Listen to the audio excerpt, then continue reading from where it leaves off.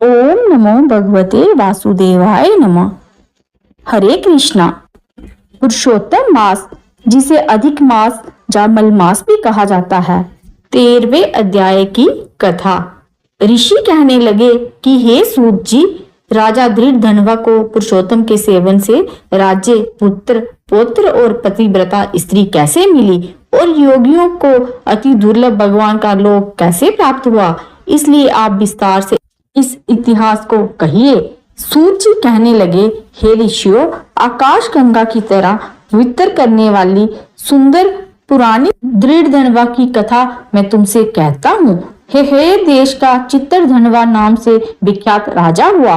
उसका पुत्र महातेजस्वी, सब गुणों से युक्त, सत्य बोलने वाला, धार्मिक धृतधनवा नाम से विख्यात हुआ। वह धृतधनवा अंगों से चारों वेदों को पढ़कर, विधि पूर्वक गुरु जी की पूजा कर, दक्षिणा देकर पिता के नगर को गया। अपने नगर के रहने वालों को नेत्र का आनंद उत्पन्न करते हुए उसने अपने पिता चित्रधनवा को प्रसन्न किया। अब राजा चित्रधनवा अपने मन में विचार करने लगा कि स्त्री, घर, पुत्र आदि छोड़कर मुझको भी वन में जाकर हरि का भजन करना चाहिए। ऐसा मन में विचार कर समर्थ राजा धृतधनवा को सब राजपाट सौंपकर विरक्त होकर पुलह ऋषि के आश्रम को चला गया। वहां जाकर तप करने लगा।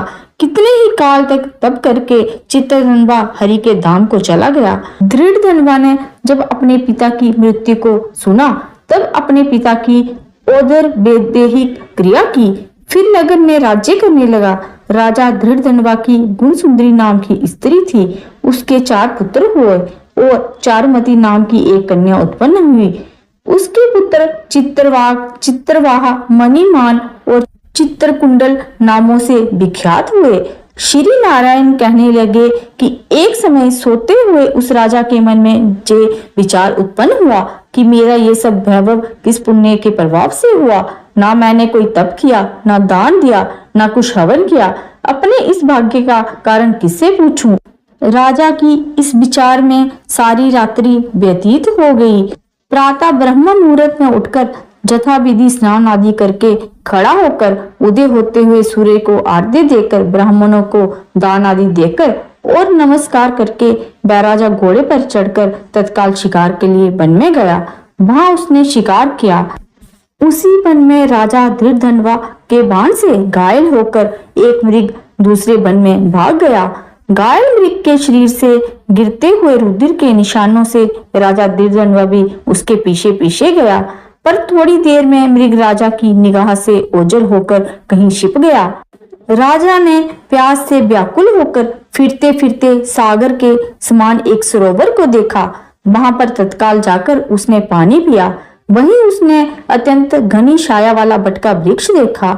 उसकी जटा में घोड़े को बांधकर राजा वहां बैठ गया।